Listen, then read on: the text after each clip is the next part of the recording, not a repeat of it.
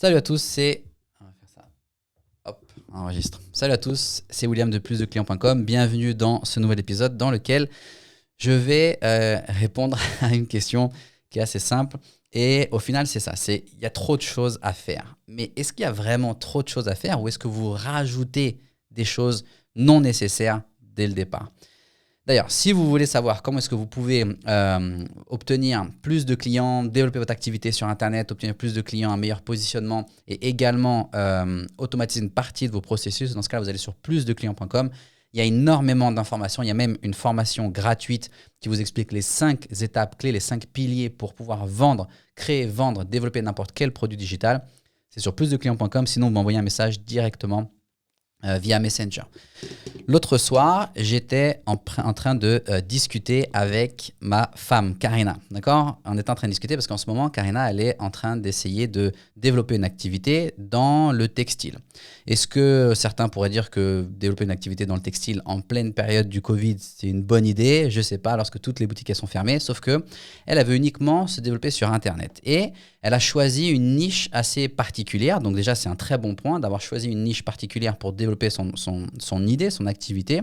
Et elle me posait les questions, savoir est-ce qu'elle avait besoin de sites internet, de ci, de ça, de plein de choses qu'elle avait besoin, qui au final sont des questions légitimes qu'elle se pose, mais elle n'obtient pas les réponses parce que, en fait, elle anticipe des problèmes auxquels elle n'a pas encore besoin, auxquels elle n'a pas encore à faire. Il y a une réponse, il y a une phrase qui est assez bonne là-dessus, c'est « vous n'aurez pas les réponses avant de vous être posé les questions ». Sauf que le truc, c'est qu'on ne peut pas avoir les solutions avant d'avoir les problèmes. Et là, lorsque vous voulez lancer votre activité, c'est vraiment facile de partir dans tous les sens, essayer de se dire que... Parce que, en fait, vous avez déjà la vision du produit final ou de votre activité, vous avez déjà la vision de où est-ce que vous voulez qu'elle atterrisse. D'accord ? Donc, admettons que j'ai envie de créer un hôtel et j'ai déjà la vision que mon hôtel, il aura une piscine, il aura une piste d'atterrissage, il aura un héliport, il aura des masseuses dans tous les sens et du staff partout et des voitures de luxe, etc.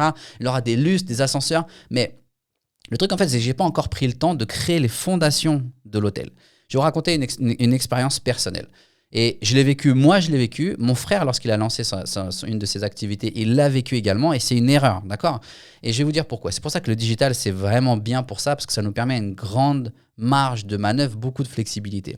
Mais en gros, lorsque j'ai vécu au Brésil, Karina elle est brésilienne, et lorsque j'ai vécu au Brésil, j'ai racheté un commerce physique, qui était complètement délabré, mais il avait une chose super importante, c'est que le commerce en question, il avait déjà une image de marque, il avait déjà un branding, et il avait déjà une clientèle en fait. Et ce qui s'est passé, c'est que lorsque moi, j'ai repris ce commerce qui était complètement en chute libre, je l'ai racheté et j'ai voulu au final imposer, sous certaines formes, imposer mon branding. Ce qui n'était pas plus mal, parce que j'étais au Brésil, c'était dans l'alimentation, c'était dans l'alimentaire. Les Français ont une très bonne image sur tout ce qui est on va dire sur tout ce qui est gastronomique entre guillemets au Brésil. Et donc j'ai voulu me jouer de ça, d'accord ? Et lorsque j'ai acheté le commerce, je l'ai complètement détruit. Ça veut dire qu'il avait vraiment besoin d'un vrai coup de peinture. Et donc je l'ai complètement détruit. Je l'ai fait super propre, super opérationnel, super fonctionnel, avec les frigos top génération, la lumière top, les fours, le système de réchauffement de l'eau, de refroidissement de l'eau. Tout était nickel en fait, d'accord ? Il n'y a pas d'autre mot, tout était parfait. Mais comme j'avais tellement modifié le business en question, le branding de base qui avait la clientèle, les gens ne s'identifiaient plus au final avec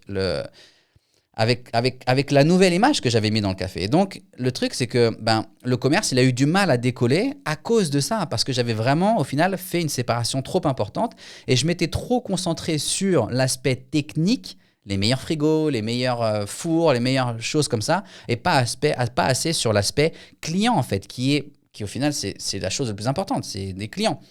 Et ce qui se passe en fait bien souvent, c'est que lorsque vous voulez lancer votre activité, la première chose sur laquelle les gens ils se concentrent, c'est d'obtenir, vous voulez un très bel outil, c'est certes, vous voulez un très bel outil, mais on ne se concentre pas suffisamment, on veut déjà directement aller là où est l'argent. Qui a mon argent et je veux aller là où est l'argent, sans prendre le temps préalablement de créer une image de marque, de créer un branding. Pourquoi ? Parce que le branding, c'est pénible, c'est dur, ça peut prendre du temps, ça dépend si vous faites accompagner, si vous savez le faire ou pas. Et le problème en fait avec ça, c'est que en faisant ça, puisque ce sont des étapes importantes mais que tout le monde saute, il n'y a pas de branding sur un nouveau produit ou sur votre produit que vous voulez faire. Si je prends le temps de construire un branding et que, admettons, aujourd'hui, je décide de vendre des stylos Apple, d'accord? Et que demain, je dis, ben non, c'est plus les stylos Apple, mais c'est les iPhones, puisque j'ai pris le temps de construire mon branding, de créer cette relation de confiance avec mon audience et qui me renvoie cette confiance. Si demain, je leur dis, ben c'est plus ça, maintenant c'est ça, puisque aux yeux de ces personnes-là, je suis quelqu'un de confiance, ils vont me faire confiance et une partie d'entre eux vont aller vers la nouvelle opportunité que je vais leur présenter.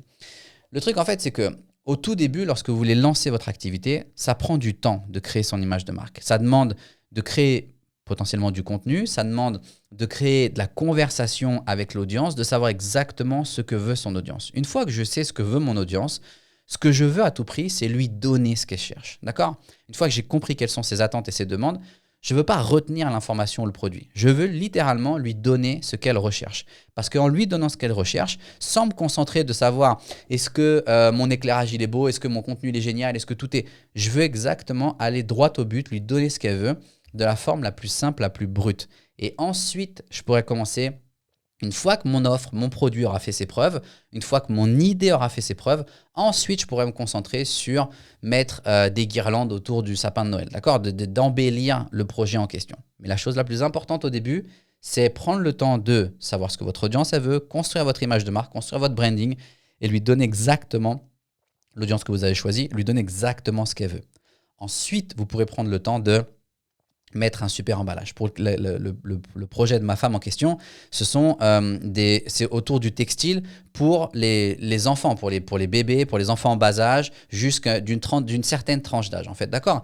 Et les questions, ça pourrait dire, ben oui, voilà, quand les gens achètent mes produits, je veux qu'ils aient un super emballage, je veux qu'ils aient une superbe expérience. Oui, c'est important. Mais au tout début, avant tout ça, vous voulez vous assurer que votre offre est vende, que les gens aient un intérêt. Une fois que vous avez construit ça, ensuite, oui, vous avez tout intérêt à investir ou développer de l'argent pour améliorer l'expérience de votre utilisateur, d'accord, de votre client.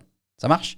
Si vous voulez savoir, si vous êtes un prestataire, admettons que vous soyez un prestataire de service et que vous voulez savoir comment est-ce que vous pouvez utiliser Internet pour développer votre activité, ça veut dire obtenir plus de clients. Tout le monde sur Internet veut plus de clients. Comment vous pouvez avoir plus de clients? Et l'avantage, c'est que vous n'avez pas besoin de montagnes de clients, surtout si vous vendez quelque chose de qualité et qu'on peut mettre sur une offre premium. Si vous voulez savoir comment obtenir plus de clients, si vous voulez savoir comment vous pouvez automatiser une partie de ces processus et également comment vous pouvez améliorer justement votre image de marque, être reconnu dans votre domaine comme une autorité, dans ce cas-là, je vous invite à aller sur plusdeclients.com. Il y a plein d'informations gratuites que vous pouvez consommer à souhait.